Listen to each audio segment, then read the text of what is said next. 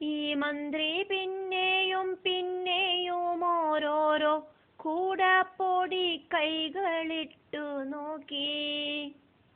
എല്ലാ വഴിക്കും ലഭ്യത പറ്റിയ മന്ത്രിതൻ ബുദ്ധി കുഴഞ്ഞെങ്കിലും മറ്റൊരു വിദ്യയെടുക്കാൻ കുറിക്കതു പറ്റുമോ എന്നു പയറ്റി നോക്കാം.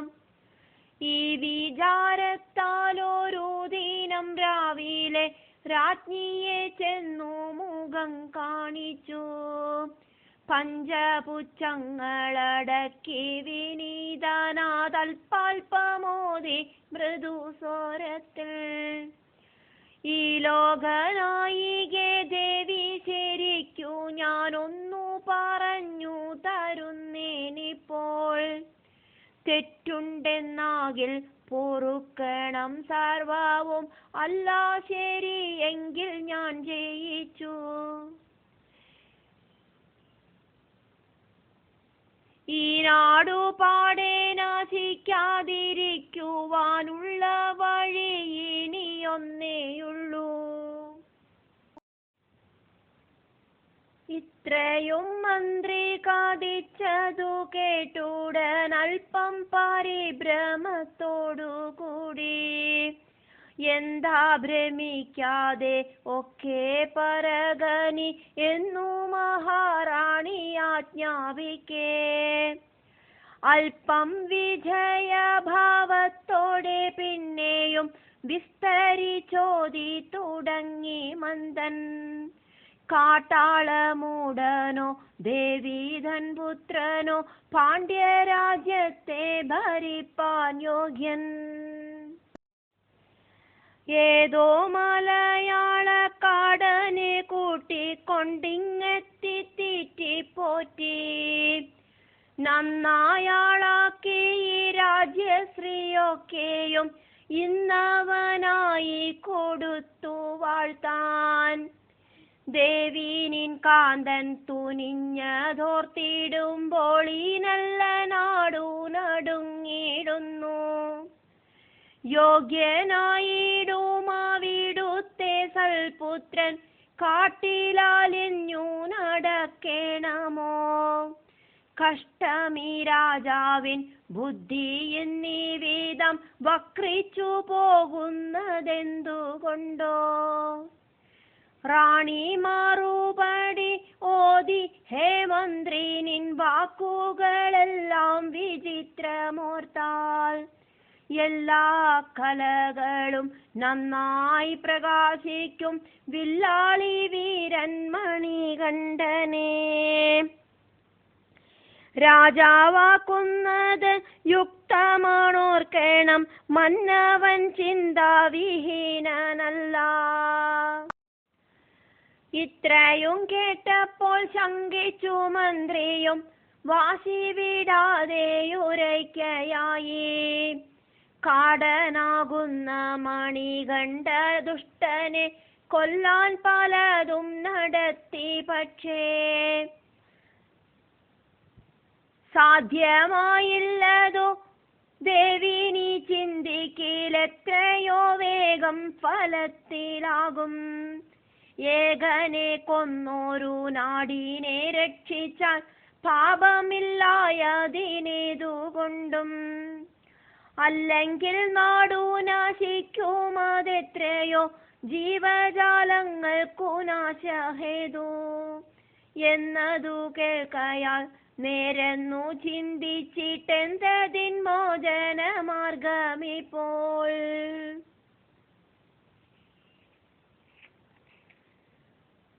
மணிகண்ட சுவாமிய இல்லாம பண்றதுக்கு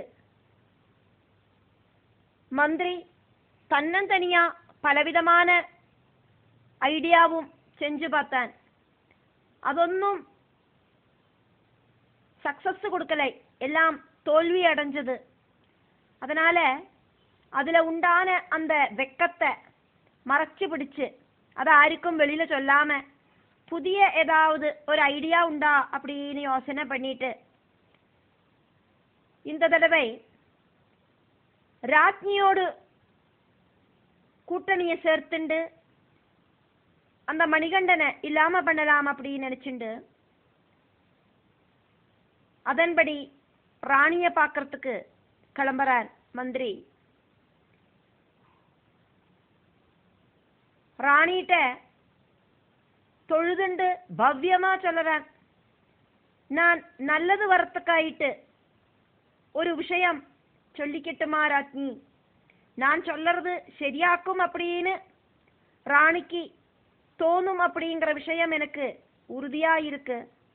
இந்த ராஜ்யம் நசிக்காம இருக்கிறதுக்காக நான் இத சொல்லறேன். ஒரு மந்திரி அப்படிங்கிற நிலைமையில இது சொல்ல வேண்டியது என்னோட கடமையாக்கும். நான் சொல்லறத கவனமா கேளுங்கோ. என்ன ஆனாலும் என்ன விஷயமானாலும் சொல்லு மந்திரி அப்படின்னு ராணி சொல்லறா. மந்திரி விஸ்தரிச்சு சொல்லறான். எங்கேந்தோ வனத்திலேந்து கூட்டிண்டு வந்த அநாதனான வளர்த்து புத்திரனாக்குமா, ராணியோடு ரத்தத்தில பிறந்த புத்திரனுக்காக்குமா இந்த ராஜ்யத்தை பரிபாலனம் பண்றதுக்கு யோக்கியதை ஜாஸ்தி. அநாத குழந்தைய இத்தனை காலம் சாப்பாடு கொடுத்து வளர்த்தினது பரவாயில்லை, ஆனா அந்த குழந்தைக்கு ராஜ்யத்தை கொடுக்கணும் அப்படிங்கிறது எந்த வகையில நியாயம்? ராஜாவு தீர்மானிச்ச முடிவு தப்பாக்கும். இதன்படி ராணியோடு புத்திரன் காட்டுல அனாதையாக அலைஞ்சு நடப்பேன். அதனால ராணியோடு புத்திரன் வேணும், ராஜராஜனாகணும், இனி ராஜாவாகிறதுக்கு எல்லா யோக்கியதையும் இருக்கிறவனாக்கும் மணிகண்டன் அப்படின்னு ராஜ்ஞி மந்திரிட்ட சொல்லறா. ராணிக்கும் ரொம்ப பிடிக்கும் மணிகண்டனை. ராணியோட மனசுல அந்த வெறுப்ப வளர்த்தி எடுக்கிறதுக்கு நிறைய வார்த்தைகளை இங்க யூஸ் பண்றான்.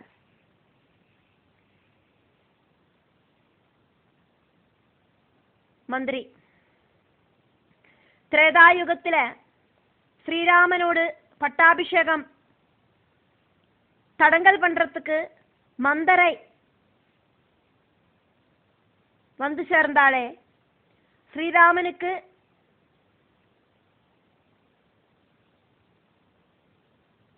அந்த டைம்ல இந்த மந்தரை வந்து சேர்ந்த அந்த டைம்ல மந்தரை முதல்ல ஸ்ரீராமனை குறை சொன்னோன கைகேயி முதலா அந்த ஸ்ரீராமனுக்கு அனுகூலமாயிட்டாக்கும் பேசினது. அதுக்கப்புறமா பேச்சுல நிறைய விஷம் குத்தி வச்சு மந்தரை கைகேயிய சம்மதிக்க வைக்கவாக்கம் செஞ்சா. அதே மாதிரி ராமாயண கதை இப்போ மறுபடியும் புனராரம்பிக்கிறது மாதிரி இப்போ இதா முதல்ல ராஜ்ஞி மணிகண்டன் ராஜாவாகிறதுக்கு யோக்கியதை இருக்கிறவனாக்கும் அப்படின்னு சொல்லறா. மந்திரி வார்த்தைகளில விஷத்தை குத்தி வச்சு தொடர்றான். முதல்ல ராணி நல்ல வழிக்கு சிந்தனை பண்ணினா, இருந்தாலும் ஒரு பெரிய பாத்திரம் ஃபுல்லும் பால் பாயசம் வச்சுட்டு அதுல ஒரு டிராப்பு பாய்சன் கலந்தானா அந்த பால் பாயசம் மொத்தமும் பாய்சன் ஆகரம். அதே மாதிரி மந்திரியோடு வார்த்தைகளால ராணியோடு தூய்மையான மனசு விஷமாயிட்டு மாறித்து. இத்திரகாலம் மணிகண்டனையும் ராஜராஜனையும் கொஞ்சம் கூட வேறுபாடு இல்லாம ஒரே மாதிரி நினைச்ச ராணிக்கு இப்போ சொந்த புத்திரனான ராஜராஜனை ராஜாவாயிட்டு நியமிக்கணும் அப்படிங்கிற ஆசை வருது. மந்திரிட்ட கேட்கறா, நீ அதுக்கு என்ன வழியாக்கும் தேர்ந்தெடுத்திருக்காய் அப்படின்னு ராணி கேட்கறா. இந்த ராஜ்யத்தோட நன்மைக்காக ராணி பெரிய வயிறு வேதனை நடிச்சு படுத்துக்கணும் அப்படின்னு மந்திரி சொல்லவாக்கும் செய்யறார். എന്നു ചോദിക്കവേ റാണിയോടെത്രയും സൂക്ഷ്മസ്വരനായി പറഞ്ഞു മന്ത്രി. ലോകർക്കു വേണ്ടി മഹാറാണിയാം ദേവി രോഗം നടിച്ചു കിടന്നിടണം. നല്ല വൈദ്യന്മാരെ കൊണ്ടുവന്നിടും ഞാൻ, അപ്പോൾ മരുന്നവരെ ഇടുവാൻ. വേണം പുലിപ്പാലു ധാരാളമെന്നൂര ചെയ്യുമതു കേട്ടുകൊണ്ടു വേഗം. ധീരത്വമോടെ നടക്കും മണികണ്ഠൻ ഘോരവനത്തിൽ പുലിയെ തേടി. പിന്നെ ഭയങ്കരമാകും പുലിക്കൂട്ടം കാടനെ ഇഡലിയാക്കിക്കൊള്ളും. ദുഷ്ടനെ ഈ വിധമല്ലാതെ കൊല്ലുവാനില്ല വഴിയതറിഞ്ഞു കൊള്ളുക. ഇങ്ങനെ മന്ത്രിതൻ മർമ്മം പിളർക്കുന്ന സംസാരം കേട്ടു മഹാരാജ്ഞിയും. ഇങ്ങനെ മന്ത്രിതൻ മർമ്മം പിളർക്കുന്ന സംസാരം കേട്ടു മഹാരാജ്ഞിയും. ചിന്തിച്ചുറച്ചിതവസാനം മന്ത്രി പറഞ്ഞതുപോലെ ചെയ്യുവാൻ. വേണ്ടതു വേണ്ട കാലത്തു ശരിയാക്കാൻ ഈശ്വരൻ നോക്കിയിരിപ്പുണ്ടല്ലോ.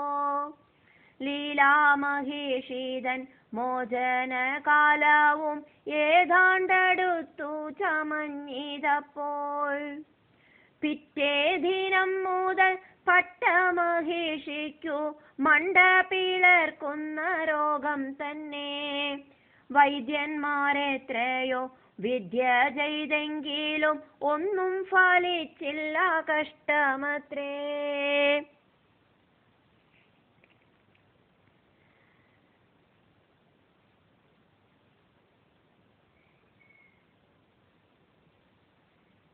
இந்த ராஜ்யத்தோடு நன்மைக்காக ராணி பெரிய வயித்தவலியோ தலைய வலிக்கிறது அப்படினோ நடிச்சுண்டு படுத்துக்கணும்.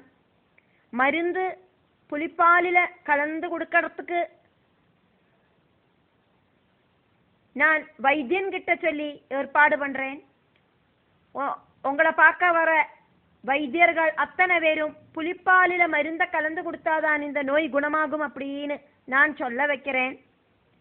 நான் முன்னாடியே வைத்தியர்களுக்கெல்லாம் நிறைய ட்ரீட்மெண்ட் பண்றவாளுக்கெல்லாம் நிறைய தனம் கொடுத்து புலிப்பாலாக்கும் ஒரே ஒரு ஔஷதம் அப்படின்னு சொல்ல வைக்கிறேன். அம்மாவை காப்பாற்ற வேண்டியது புத்திரனோடு கடமையாக்குமே. மணிகண்டன் புலிப்பாலுக்காயிட்டு வனத்துக்கு போறத அந்த கோர மிருகங்கள் மணிகண்டனை சாப்பிட்டுக்கும் அப்படின்னு மந்திரி சொல்லி கொடுத்தா மாதிரி ராஜ்ஞி அபிநயம் ஆரம்பிக்கிறா, நடிக்கிறா. இதெல்லாம் பகவான் தோண வைக்கிறதுனாலேயாக்கும் நடக்கிறது. ஈஸ்வரன் இப்படி ஒவ்வொரு கேரக்டர் வழி ஓரோ வேஷங்கள் கட்டிண்டு ஆடி திமிர்க்க வாக்கும் செய்யறார் பகவான். லீலா மகிஷியோடு அந்த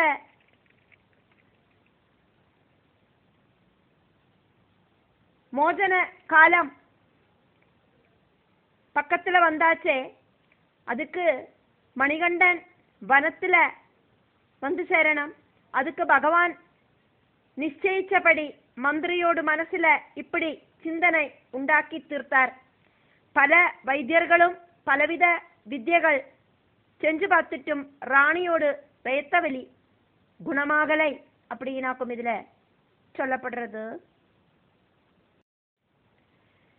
മന്ത്രിതൻ ആജ്ഞയാലാഗതന്മാരായ കൊട്ടാര വൈദ്യ വിശാരദന്മാർ റാണീതൻ വേദന മാറ്റേണമെന്നാകിൽ നാഴിപ്പുലിപ്പാലു വേണമല്ലോ. അല്ലെങ്കിൽ എത്രയോ സങ്കടമാണെന്ന് ചിന്തിച്ചെല്ലാവരും മോദി നിൽക്കേ. രാജാവ് വന്നീ വിശേഷങ്ങളൊക്കെയും കാണുകയും കേൾക്കുകയും ചെയ്യുകയാൽ സന്താപത്തിൻ തീയിൽ വെന്തു തുടങ്ങിയതേ കള്ളങ്ങളൊന്നും നിനയ്ക്കായികയാൽ മാറാരോഗത്തിനു കിട്ടാമരുന്നെന്ന് കേട്ടിരിപ്പുള്ളതും സത്യമായോ? ഇപ്രകാരം രാജവർയൻ വിചാരിച്ചു സങ്കടപ്പെട്ടു വസിക്കുന്നേരം പ്രേമസ്വരൂപനാകുന്ന മണികണ്ഠനോടിയടുത്തെത്തി പാണ്ഡ്യനോട് എല്ലാ വിശേഷവും ചോദിച്ചറിഞ്ഞിട്ടു ഫുല്ലമുഖാബ്ജൻ കദിച്ചു ധീരൻ. ഏതിനും ഞാനിരിക്കുന്ന സമയത്ത് സങ്കടമെന്തിനു മൽപ്പിതാവേ? ഘോരവനത്തിലണഞ്ഞു പുലികളെ ആട്ടിപ്പിടിച്ചു ഞാൻ വേണ്ടുവോളം. നാട്ടിലെത്തിക്കാമതിന്നു ഭവാനിന്നോരാജ്ഞ തരേണമേ ദാസനിപ്പോൾ. കാനനയാത്രോന്മുഖനായ രാഘവൻ പങ്ക്തിരഥനോടുരച്ചവണ്ണം ചൊന്നതു കേട്ടു വിഷാദം സഹിയാഞ്ഞ് മിണ്ടാനാകാതെ കുഴഞ്ഞു പാണ്ഡ്യൻ. ഇങ്ങനെ മൗനാനുവാദമൊരു മട്ടിൽ വാങ്ങിത്തിരിച്ചു മണികന്ധരൻ. കൂടെ സഹായത്തിനെത്തും ഭടന്മാരെ ആവേശത്തോടെ മടക്കി വിട്ട് കാനനദേശത്തെ ലക്ഷ്യമാക്കിക്കൊണ്ട് മന്ദം ചലിച്ചു മഹേഷപുത്രൻ. ഒറ്റയ്ക്കു വില്ലും ശരങ്ങളും കൈക്കൊണ്ട് ഭക്ഷണ സാധന ഭാണ്ഡത്തോടെ എല്ലാവരെയും കടാക്ഷിച്ചു കൊണ്ടുച്ച നേരത്തെ ആദിത്യനെ കണക്കെ കോമളാകാരനെഴുന്നള്ളും നേരത്ത് ലോലമനസ്കരാം പെൺമണിമാർ മന്ദാക്ഷമോടെ പരിഹാസവാക്യങ്ങൾ ചൊല്ലിനാരി വണ്ണമൽപലജ്ജം. വ്യാഘ്രികളെയും കിടാങ്ങളെയും കൊണ്ട് ധീരനാമങ്ങു മടങ്ങുന്നേരം രണ്ടു പുലിക്കുട്ടന്മാരെ തരണമേ, വേണ്ടും പ്രതിഫലം നൽകിടാം ഞാൻ എന്നൊരു നാരി പറഞ്ഞതു കേട്ടപ്പോൾ മറ്റൊരു പെണ്ണു കുണുങ്ങി വന്ന് നാഴിപ്പുലിപ്പാലെനിക്കും തരേണമതോർമ്മയിൽ വയ്ക്കണം ചല്ലക്കുട്ട എന്നുരച്ചേറെ ചിരിച്ചു നിന്നിടിനാർ. നന്നു നന്നൊക്കെ ശരിപ്പെടുത്താം. കാത്തിരുന്നോളിൻ പുലി വരും വേളയിൽ ഓടി ഒളിച്ചു മറഞ്ഞിടല്ലേ. അയ്യപ്പനിങ്ങനെ മന്ദസ്മിതം ചെയ്തു കൊഞ്ചി തനിച്ചു ഗമിച്ചു ധീരൻ. കണ്ണിൽ നിഴലു മറയുന്നതുവരെ കണ്ണു നിറച്ചു കണ്ടങ്ങു പാണ്ഡ്യൻ. നോക്കിയിരുന്നിട്ടു കണ്ണീരും വാർത്തുകൊണ്ടാർത്തനായുള്ളിൽ കടന്നുപോയി. റാണീതൻ ദീനവും അയ്യപ്പനോടൊപ്പം കാട്ടിലേക്കോടി മറഞ്ഞുപോയി. എങ്കിലും മന്ത്രിതൻ തന്ത്രം കൊണ്ടപ്പോഴും സങ്കടപ്പെട്ടു കിടന്നു രാജ്ഞി. ആത്മജനുണ്ടരികത്തിലെന്നാകിലും ആത്മാവു പോയതുപോലെ കഷ്ടം. പാണ്ഡ്യമഹീപാതി ദുഃഖിച്ച് ദുഃഖിച്ച് പാതിമയ്യായി ചമഞ്ഞുപോയി. രോഗിണിയായി ചമഞ്ഞു കിടക്കുന്ന പാതിമൈ നേരെ ഇരട്ടിയായി. മായ കൊണ്ടി വീതം വേലകൾ ചെയ്യുന്ന ദൈവിക ഹസ്തങ്ങൾ എത്ര ദീർഘം. കൂട്ടുകാരനിയെ കാട്ടിലേക്കെത്തിയ നാട്ടുരാജാവിന്റെ ദാസൻ ദേവൻ.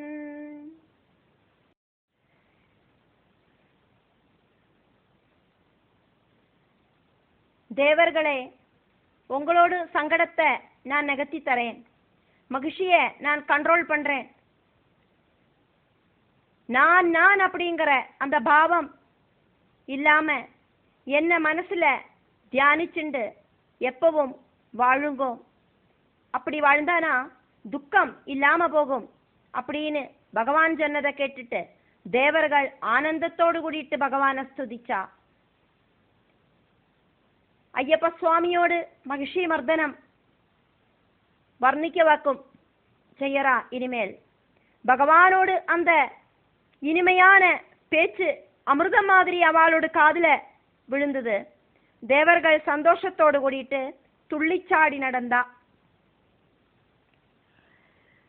ഭൂത ചക്രസ്ഥിതനാകുമയ്യപ്പനെ ദൂരത്തു നിന്നൊന്നു കണ്ട നേരം ഉത്തുംഗവക്രങ്ങളാകുന്ന ശൃംഗങ്ങൾ ഒന്നുകൂടി പൊക്കി നോക്കിക്കൊണ്ട് ദംഷ്ട്രങ്ങൾ ഓരോന്നു കാട്ടി ഗർജിച്ചോരു കൊമ്പുമുളച്ചുള്ള കുന്നുപോലെ ചീറി വരുന്ന മഹിഷിയെ കാണുകയാൽ അയ്യപ്പനെത്രയും സൗഖ്യമായി. ലീലതൻ കോലത്തെ ഇങ്ങനെ കണ്ടോടൻ ദേവനും സന്മനസ്സുണ്ടാകയാൽ ദിവ്യ സ്വരൂപം കൊടുക്കുന്നതിനായിട്ടുദ്യമിച്ചിടിനാൻ കാലരൂപി.